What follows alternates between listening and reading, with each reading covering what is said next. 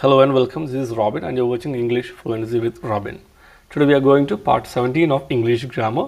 Today we have the revision of basics part 6. This is the revision of what we have learned earlier. So if you want to watch detailed classes that we have covered before, you can check today's video description. You can find English grammar playlist link there.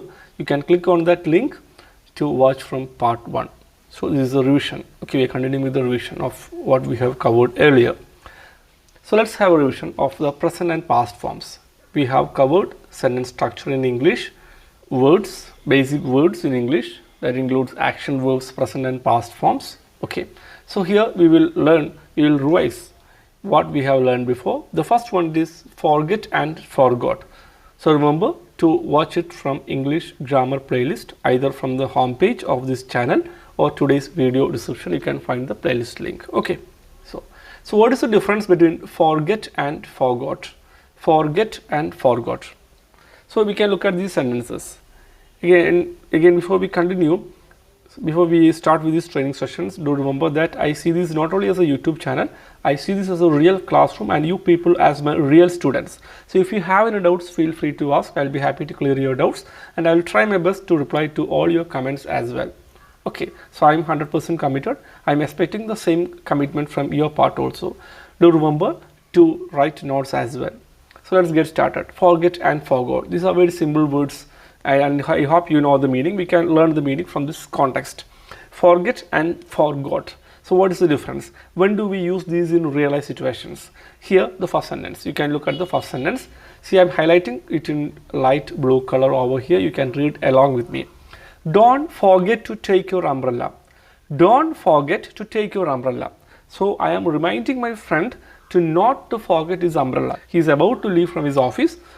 I am also working at the same office. So I am telling him here your umbrella is on that table.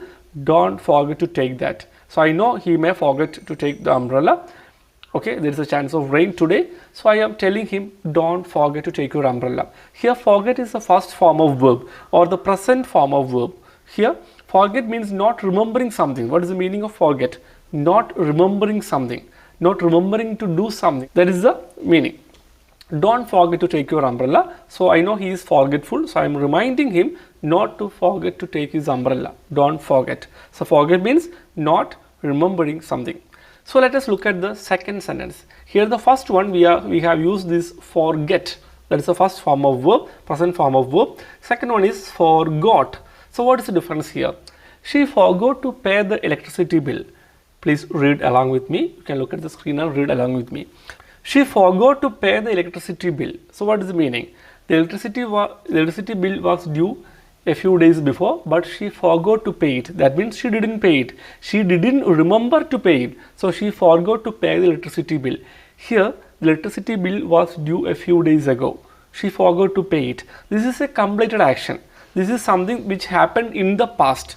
In the past, it is over. The electricity bill was due a few days ago, but she didn't pay it. She didn't remember to pay it. That's why we say she forgot. So forget is the first form of verb and forgot is the second form of verb. Remember, the detailed class is available in English grammar playlist.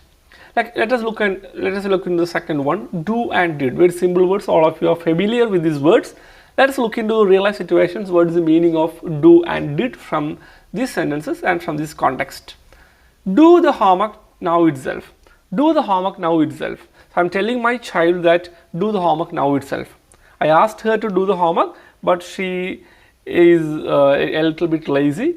So she told me, okay, I'll do the homework tomorrow morning before going to school.